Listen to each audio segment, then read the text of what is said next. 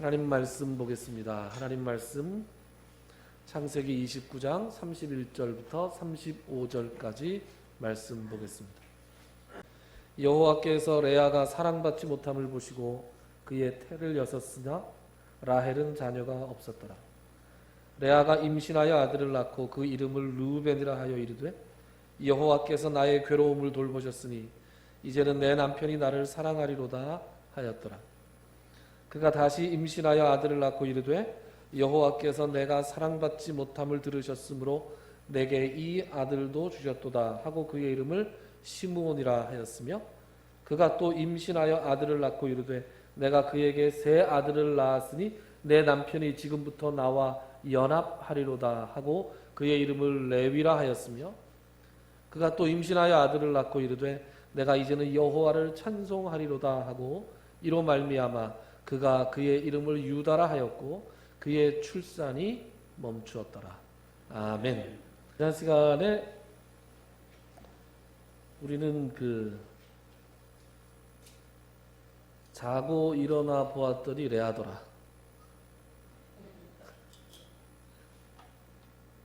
7년을 애타게 사모하고 기다리던 사랑하는 여자와의 첫날 밤을 보내고 너무 행복한 마음으로 눈을 탁 떴는데 옆에 누워있는 여자가 그 여자가 아니었다.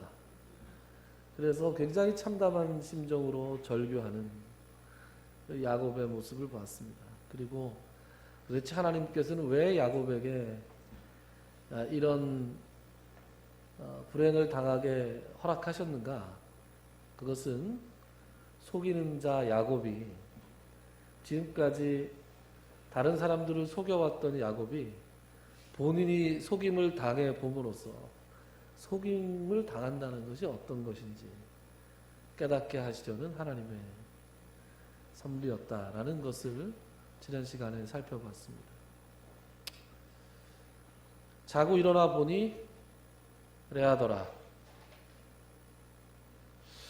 여러분, 레아는 어땠을까요?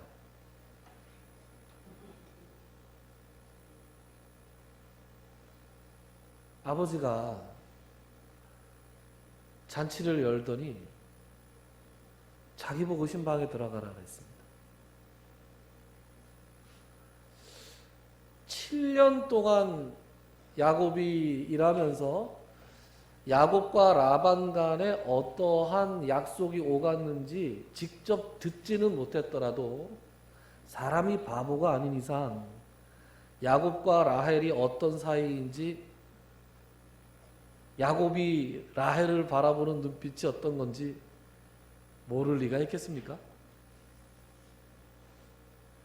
모든 사람들이 아마 암암리에 알았을 겁니다. 그런데 아버지가 혼인잔치를 열면서 라헬이 아니라 자기 보고 그 신방에 들어가라 그랬습니다. 무슨 일일까? 그러나 아버지의 명령은 어길 수 없는 거였기 때문에 레아는 두려운 마음으로 그리고 조금 찝찝한 마음으로 그 신방에 들어갔습니다. 때가 돼서 야곱이 들어왔고 야곱이 부르는 이름은 자기의 이름이 아니라 라헬을 부르는 거예요. 어떻게 해야 됩니까? 자기는 들어왔는데 지금 라헬 내가 이 순간만을 기다려왔어. 그러는데 레아는 뭐라 그래야 돼요? 만약에 레아의 입장이었다면 이때부터 벌써 아찔했을 거예요. 아버지가 지금 야곱에게 이걸 말한 것이 아니었구나. 무언가 일이 크게 잘못됐구나. 그래서 그 밤 내내 레아는 큰 소리를 내지도 못하고 자기가 레아라는 말도 하지 못하고 도대체 이 일이 어떻게 될까? 다른 여자에게 쏟아붓고 있는 사랑을 자기가 받는 것으로 인해서 굉장히 괴로운 밤을 보냈을 것이고 옆에서 쿨쿨 자고 있는 야곱의 소리를 들으면서 아마 뜬 눈으로 밤을 새지 않았을까. 불안하고 두려움. 그리고 아침에 일어났어요. 아침에 일어나고 야곱이 자기를 보고 깜짝 놀라는 장면을 보고 레아는 어땠을까요? 야곱이 레아를 도대체 어떤 눈길로 봤을까요? 레아는 평생 그날 야곱이 자기를 쳐다봤던 그 눈빛과 그 말들을 잊지 못했을 거예요. 아, 내가 지금 오지 않아야 될 자리에 왔구나. 사실 레아의 어려움은 이때 시작된 게 아니었습니다. 레아와 라헬이 몇 살 차이다라는 얘기는 성경에 나오지 않습니다. 그런데 라반이 한 말 중에서 일부의 진실이 있었죠. 뭐예요? 우리 동네에서는 언니보다 동생을 먼저 시집 보내는 법이 없어. 그래서 이렇게 한 거야. 야곱에게 라반이 변명하지 않습니까? 나중에? 그래요. 자기가 라헬보다 먼저 결혼을 했어야 했습니다. 그런데 이 여자는 결혼을 하기가 매우 어려운 조건을 가지고 있었던 것 같아요. 지난 시간에 우리가 봤지만 레아에 대해서 많은 정보가 나오지 않습니다만 레아에 대해서 뭐라고 나와요? 한번 찾아볼까요? 뭐라고 나옵니까? 창세기 29장.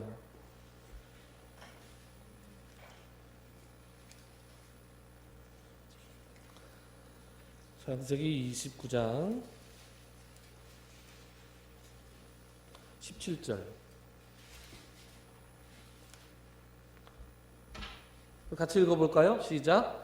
레아는 시력이 약하고 라헬은 곱고 아리따우니. 그렇습니다. 자, 이게 한 절인데요.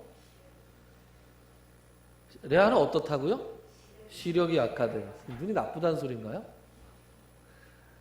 무슨 말인지 학자들 간의 의견이 분분합니다. 이게 도대체 무슨 말인가? 그런데 그 뒤에 라헬에 대해서는 뭐라고 나와요? 곱고 아리따웠다. 그죠? 그런 것 같죠.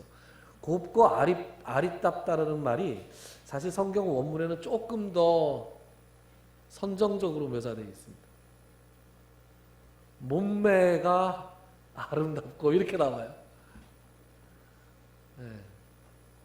곱다라고 안 나오고 얼굴과 몸매에 대해서 언급하고 있습니다. 모모하나 약하고 라헬은 곱고 아리따우니 야곱이 라헬을 더 사랑했다. 그러니까 레아는 용모상 주목받기가 어려운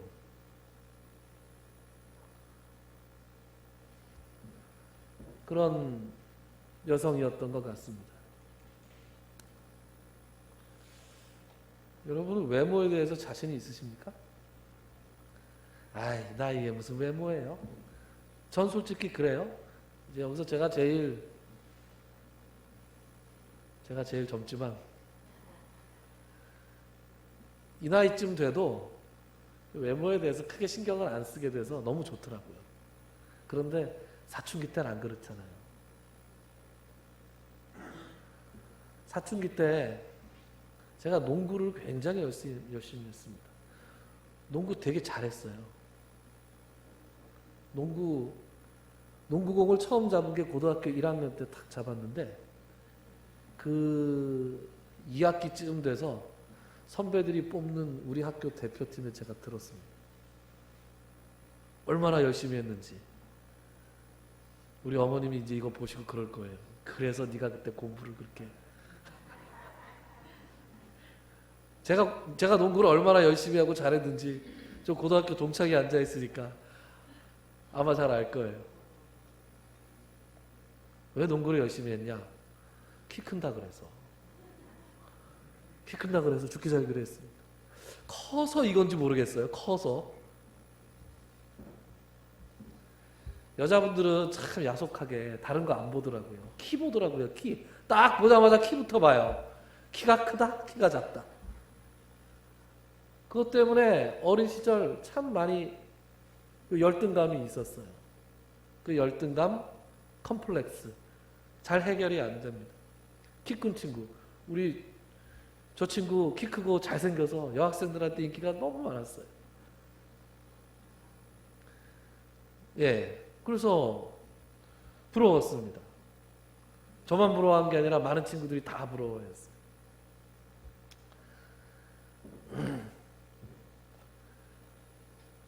레아와 라헬이 그런 관계였던 거죠. 항상 모든 남자들의 눈길이 동생한테 가는 거예요. 자기는 별로 주목하지 않는 거예요. 그런데 이게 결혼 정년기가 돼서도 개선이 되지 않는 거예요. 그래서 아버지가 자기를 누구한테 주기가 어려운 거예요. 그렇게 지금까지 살아왔어요. 그런데 어느 날 아버지가 야곱의 신방에 들어가라는 거예요.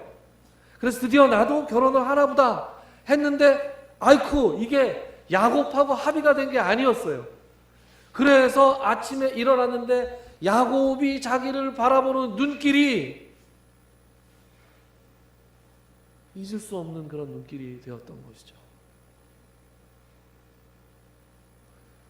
레아가 얼마나 힘든 삶을 지금까지도 살아왔는데 앞으로도 살아야겠습니다. 라반이 야곱을 속인 이 사건에서 우리는 피해자가 야곱이라고 생각을 하지만 사실 야곱은 일주일 있다가 자기가 원하는 라헬을 얻었어요. 일주일, 물론 7년을 더 노동을 해야 됐지만 야곱의 모든 그 관심과 초점은 라헬에게 가 있었기 때문에 야곱은 이 라반의 속임수 사건에서 가장 큰 피해자가 아닙니다. 라헬은 야곱하고 결혼하고 그 후에 남편의 사랑을 환몽에 받았잖아요. 그러니까 라헬도 피해자가 이긴 하지만 최대의 피해자가 아닙니다. 가만히 생각해 보면 이 사건의 최대 피해자는 레아일지도 몰라요. 그런데 레아에 대해서 우리가 지금까지 알고 있는 것은 시력이 약하다. 그리고 아버지의 명에 의해서 야곱의 신방에 라헬 대신 들어갔다. 공식적으로 야곱의 첫 번째 아내가 되었다. 그리고 그 이후에 오늘 이제 31절부터 나오는 거예요. 31절에 무슨 얘기 나옵니까? 하나님께서 레아가 사랑받지 못함을 보시고 그의 태를 여셨다. 그런데 라헬은 어떻게 됐다고요? 네, 자녀가 없었더라. 불임이었다. 베런 이런 말을 써요. 불임이었다. 그리고 난 다음에 임신해서 아들을 낳고 임신해서 아들 낳고 임신해서 아들 낳고 임신해서 아들 낳고 이렇게 아들 4명 낳은 것만 나옵니다. 그런데 요 아들을 낳고 아들을 낳고 아들을 낳고 아들을 낳고를 가만히 들여다보면 레아의 삶이 나와요. 그래서 이 아들을 낳고 아들을 낳고 하는 것에 2가지 특징을 한번 살펴보도록 하겠습니다. 첫 번째 특징은 말이에요. 일단 32절에 보면 이런 말씀이 나오죠. 레아가 임신하여 아들을 낳고 그 이름을 르우벤이라 하여 이르되 여호와께서 나의 괴로움을 돌보셨다. 누가요? 여호와께서. 여러분 레아가 여호와를 어떻게 알았을까요? 여호와 하나님을 어떻게 알았죠? 라반의 집은 여호와 하나님을 섬기던 집이 아니었습니다. 알고는 있었어요. 왜 우리가 중동 지방에 가면 무슬림들이 많다는 것을 알고 있잖아요. 그것처럼 라반은 아브라함과 이삭과 야곱이 여호와 하나님을 섬기는 사람들이라는 것을 알고는 있었어요. 그래서 아브라함의 종이 이삭의 아내 레베카를 구하러 갔을 때 라반이 아브라함의 종을 맞이하면서 여호와께 복을 받은 자여 어서 들어오소서 이렇게 얘기합니다. 그런데 그 여호와는 당신의 하나님을 얘기하는 거였어요. 레아는 아마 그런 정도로 이름은 알았을지 몰라요. 그런데 이 여호와 하나님을, 하나님의 이름 여호와라는 이름을 레아는 그냥 당신의 하나님 정도로 안 것이 아니었어요. 왜냐? 그 증거가 여기 있습니다. 32절에 보면 여호와께서 나의 괴로움을 돌보셨다 그랬어요. 그 얘기는 뭐예요? 레아가 여호와 하나님 앞에 자신의 괴로움을 호소했다는 뜻이에요. 33절에 보면 여호와께서 내가 사랑받지 못함을 들으셨다 그랬어요.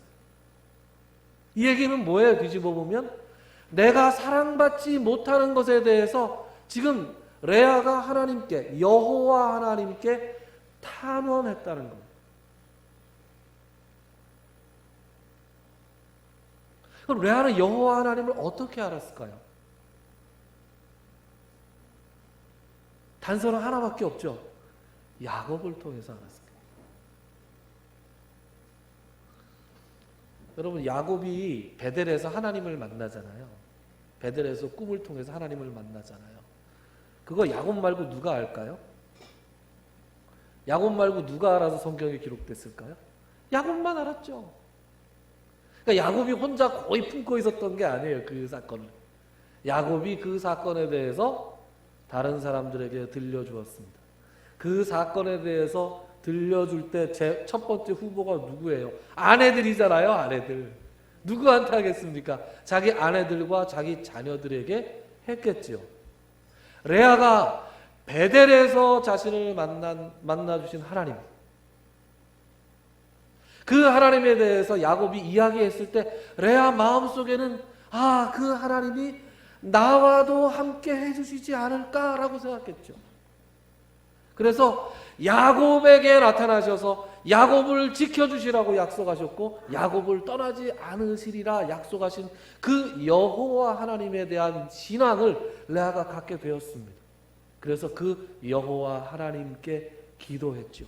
간절히 기도했을 것입니다. 아마 첫 번째 날부터 기도하지 않았을까요? 하나님, 남편이 저를 원하지 않았지만 이제 저에게 남편이 저를 사랑할 수 있도록 제 남편의 마음을 움직여 주십시오. 남편의 마음을 움직이기 위해서 아들이 필요합니다. 저에게 아들을 주십시오. 그렇게 기도하지 않았겠습니까?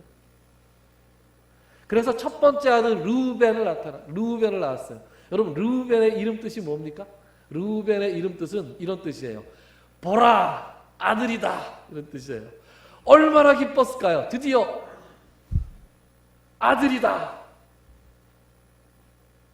르우벤, 벤이 아들이라는 뜻이에요. 벤. 여러분 옛날에 벤허라는 영화 보셨죠? 벤허가 허씨 집안의 벤 아들이라는 뜻이에요. 허씨 집안 아들. 우리나라 허씨하고는 좀 다르지만.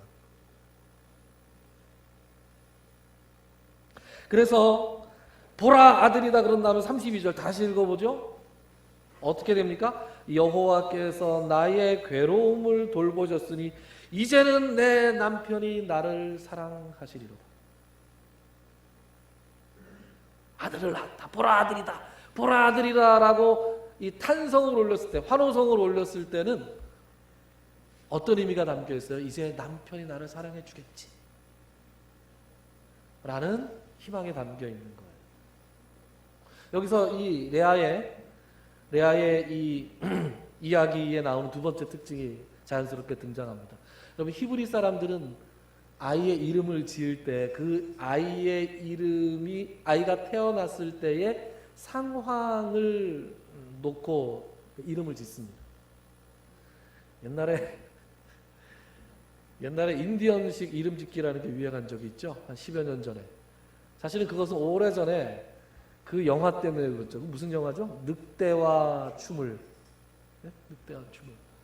늑대와 춤을이라는 말을 그 영화 제목을 보고 도대체 무슨 제목일까 했는데 나중에 알고 보니까 인디언식으로 이름을 지은 그 인디언식 그 백인의 케빈 코스트너 주인공의 그 인디언식 이름이 늑대와 추물이었죠.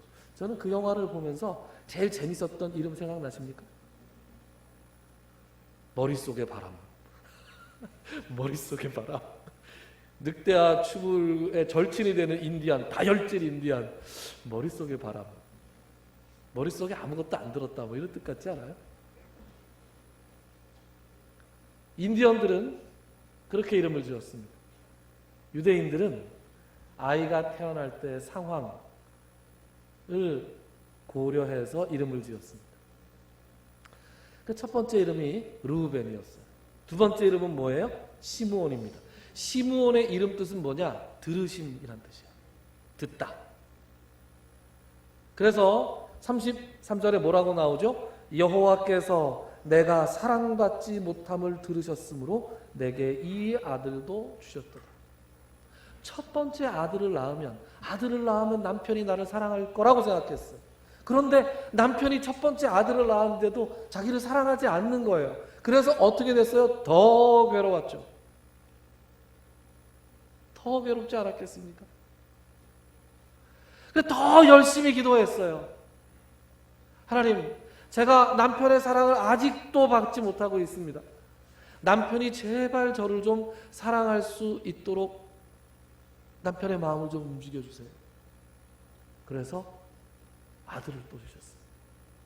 그래서 하나님이 나의 기도를 들으셨구나. 그래서 이 아들을 주셨구나. 이제 남편이 나를 사랑할 거야 라고 생각했는데 천만에요. 레위 하나 더 낳았을 때도 그 사실은 변하지 않았습니다. 세 번째 아들을 낳았어요. 세 번째 아들 34절 레위가 나오는데 레위의 이름은 연합함이란 뜻이에요. 연합함. join이란 뜻이에요. join. 그래서 그 희망을 담아서 뭐라고 돼 있어요? 34절 내가 그에게 세 아들을 낳았으니 이제 아들을 내가 셋이나 낳아줬는데 내 남편이 지금부터 나와 연합하리로다. 지금까지 야곱은 의무 방어전만 치렀죠. 제 사촌 형님이 중동 지방에서 오랫동안 일을 했어요. 한 20년 이상 일을 한 것 같아요. 건설 현장 책임자로 오랫동안 나가 있었어요. 그래서 중동 문화에 대해서 굉장히 실제적인 걸 많이 알고 저에게 들려준 적이 있습니다. 이슬람교는 아직도 일부 다처제를 유지하고 있잖아요. 그래서 아내를 4명까지 둘 수 있다고 합니다. 그런데 이 4명의 아내를 차별을 하면 안 된대요. 그래서 A, B, C, D 아내가 넷 있으면 A한테 하룻밤 가잖아요. 그럼 반드시 B, C, D 가야 돼요. 법으로 정해져 있대요. 그래서 A, B, C, D 건너뛰고 다시 A, B, C 이렇게 가잖아요. 그러면 고소를 할 수 있대요. 소송을 걸 수 있고 생활비도 똑같이 나눠줘야 되고 그렇게 하는 법률이 있답니다. 그러니까 야곱도 레아 라헬 이렇게 갔을 확률이 왜 같은 유목 그 동네잖아요, 그죠? 확률이 좀 있었다. 그런데 남편이 자기하고 정기적으로 잠자리를 하는데 자기를 사랑하지 않아요. 이거 얼마나 괴로웠겠어요. 자기하고 와서는 잠자리만 하고 가서 라헬과 연합돼 있어요. 얼마나 괴로웠겠어요. 그래서 아들을 3명이나 낳아줬으니 이제 그 마음이 나하고 연합할 것이다 라고 기대하면서 지금 레아가 하나님 앞에 이 레위라는 아들의 이름을 지어줬습니다. 남편의 사랑이 드디어 돌아왔을까요? 남편이 드디어 자기와 연합했을까요?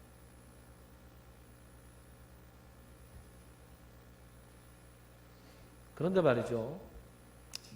32절, 33절, 34절에서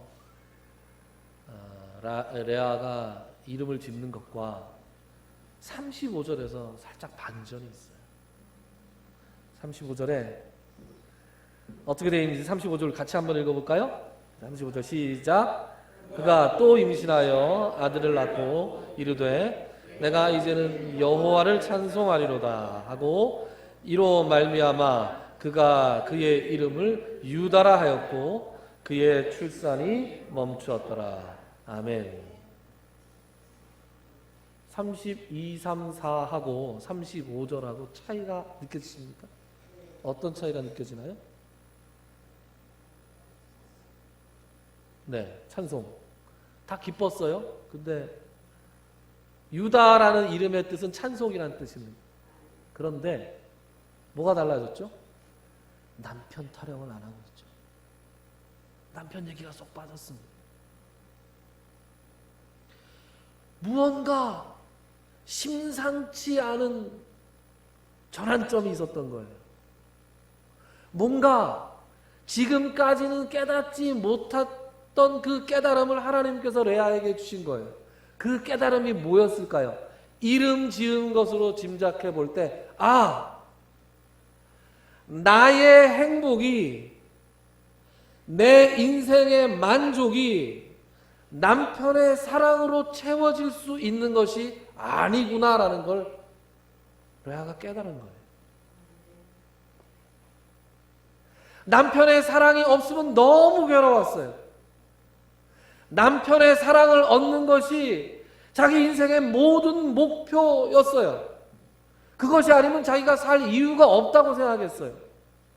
그래서 남편의 사랑을 얻기 위해서 아들을 낳고 싶었고 그 아들을 낳을 때마다 남편 사랑을 갈구했어요. 그런데 그것이 계속해서 좌절되면서 그러나 레아는 포기하지 않고 계속 하나님과 교제하면서 결국 하나님이 주신 깨달음을 가져간 거예요. 그게 뭐예요? 내 인생의 만족은, 내 인생의 기쁨은 하나님만이 채워주실 수 있구나. 그래서 남편 타령을 쏙 빼고 하나님을 찬송하리로다. 온전하게 나와 하나님과의 인격적인 관계에만 집중할 수 있는 상태가 된 거예요. 여러분, 처음에 레아는 하나님을 자기 인생의 문제를 해결해 주시는 분으로 생각했습니다. 문제 해결사. 나에게 문제가 있다. 이 문제를 기도하고 하나님께서 들어주셔서 감사하고 그런 차원에서 머물렀다면 레아는 이제 한 단계 더 깊은 차원으로 나간 거예요. 하나님이 그때 자신의 기도를 들어주시고 문제를 해결해 주시긴 했지만 그것으로 자기의 인생의 근본적인 문제가 해결된 건 아니었어요. 내 속에서 내 이름을 믿으면 네 속에서 영원한 생수가 넘쳐나리라. 내 배에서 생수의 강이 흘러나리라.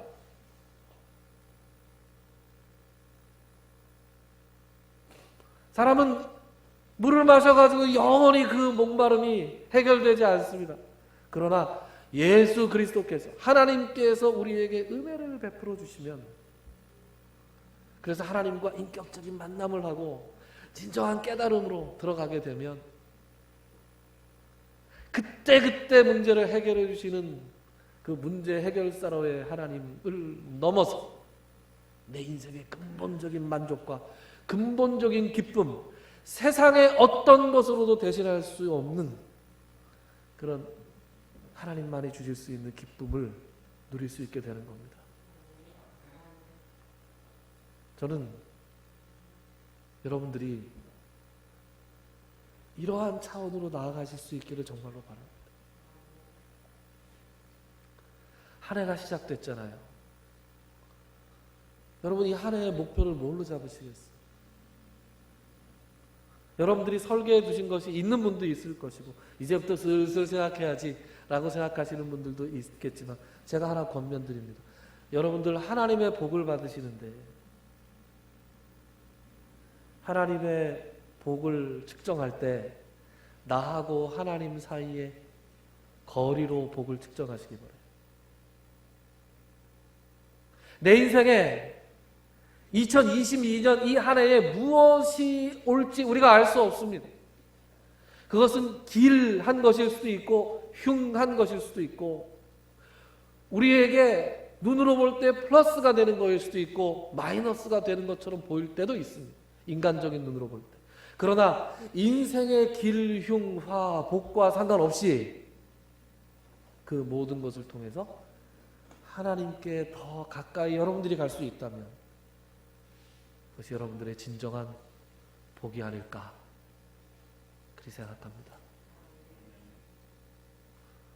레아는 그 단계로 나아갔어요. 그런 레아에게 놀라운 복이 하나 주어집니다. 어떤 복이 주어지느냐? 마지막 아들이 유다였잖아요. 그 유다의 뿌리에서 누가 나와요? 그렇죠. 다윗이 나오고 온 인류를 구원하실 예수 그리스도가 나와요.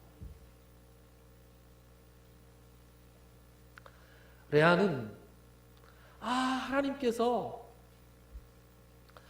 왜 그렇게 나를 괴롭게 하셨는지, 내가 왜 그렇게 어렵게 살고 그 어려운 과정을 통해서 결국 하나님만이 나에게 만족이 되신다는, 하나님만이 우리 인생의 문제를 해결하시는 것을 왜 이제서야 깨닫게 했는지 지금 천국에서 아마 깨닫고 빙그레 웃고 있을지 모릅니다. 내가 이렇게 하나님의 신령한 복을, 하나님이 주시는 신령한 복을 참 복으로 알아서 깨달았을 때 유다를 주신 거죠. 예수 그리스도의 계보를 이어갈 자를 주셨던 거예요. 여러분 지금 인생의 어떤 단계에 계신지 모르겠습니다. 혹시 레아처럼 여러분, 하나님 도대체 제가 왜 이런 일들을 겪고 있나요? 하나님 제가 왜 이렇게 괴로운 삶을 살아가고 있나요? 하나님 지금 나에게 이러한 일을 당하게 하시는 것은 도대체 어떤 의미일까요? 여러분 신앙생활이라고 하는 것은 그런 것 같아요. 큰 그림 있잖아요. 빅픽처. 큰 그림을 하나님께 맡기는 거예요. 하나님이 우리 인생 하나하나에 대해서 어떠한 큰 그림을 그리고 있는지 인간의 이 좁은 생각으로는 도대체 깨닫지 못할 때가 너무나 많습니다. 그래서 큰 그림은 하나님께 맡겨요. 그리고 우리는 뭘 해요? 지금 현재에 충실하고. 교봉규 목사 새생명교회 가서 설교하고 열심히 설교해라. 네, 알겠습니다. 병원 가서 설교해라. 네, 알겠습니다. 하나님의 큰 그림은 몰라요. 하나님께서 주시는 분명한 명령, 지금 현재 주신 그 명령에 충실하게 그 사명을 감당하다 보면 언젠가, 그래서 우리가 살아있을 때 있을 수도 있고 우리가 천국 가고 나 있을 수도 있어요. 천국 가서 일 수도 있어요. 하나님의 큰 그림을 깨닫게 하시는 날이 올 것입니다. 그것을 믿고 올 한 해도 충실하게 자신이 맡은 소명을 충실히 감당하면서 하나님 앞에 조금 더 가까이 나아가실 수 있는 저와 여러분들이 될 수 있기를 주님의 이름으로 축원합니다. 기도합시다. 하나님, 새로운 한 해를 주셨습니다. 우리 앞에 무엇이 놓여 있을지 우리가 알지 못합니다. 알지 못하지만 하나님을 온전히 믿고 앞으로 나아가고자 합니다. 지난 한 해 우리에게 많은 일들이 있었지만 개인적으로, 사회적으로, 국가적으로, 세계적으로 많은 일들이 있었지만 그 모든 것들을 통해서 우리가 조금 더 하나님 앞에 가까이 갈 수 있었던 것으로 인해 하나님 앞에 감사드립니다. 새로운 한 해가 또 우리를 어떻게, 한 해를 통해서 하나님께서 우리를 무엇으로 인도하실지 알 수 없으나 그것을 통해 하나님께 더 가까이 나아가기를 원합니다. 주님, 우리 손을 꼭 붙들어 주시고 우리를 주장하시고 우리를 인도해 주옵소서. 예수님의 이름으로 기도드리옵나이다. 아멘. 찬송가 433장 하겠습니다.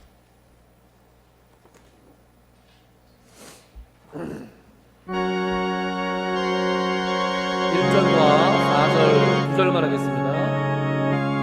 1절과 4절.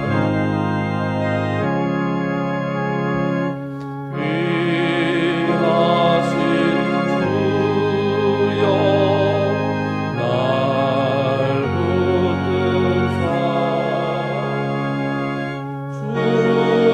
주께로 날마다 더 가까이 저 하늘 나라 나 올라가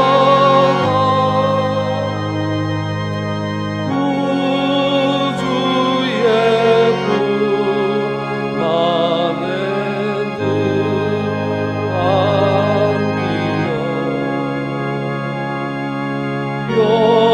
영생의 복 받기 원하이다. 이 세상 내가 살고 가네 주께로 날마다 더 가까이 조회를 전부 나 들어가 한없는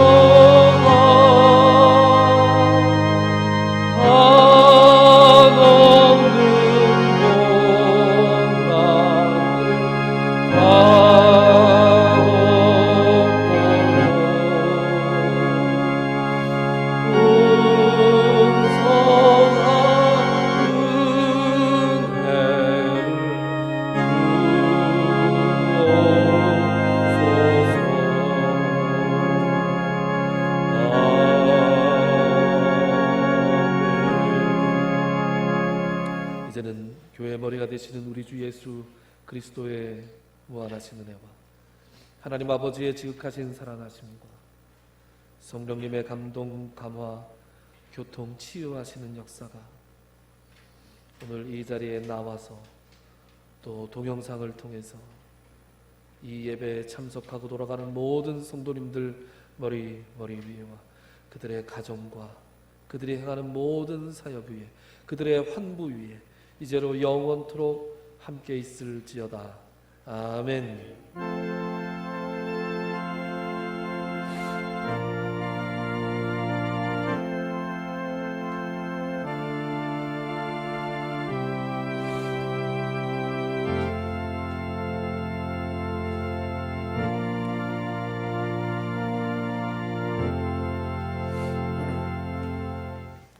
여러분 예배 마쳤습니다. 감사합니다. 우리 좌우 돌아보시면서 새해 인사하시죠. 여러분 하나님 안에서 새해 복 많이 받으십시오. 네, 새해 복 많이 받으십시오.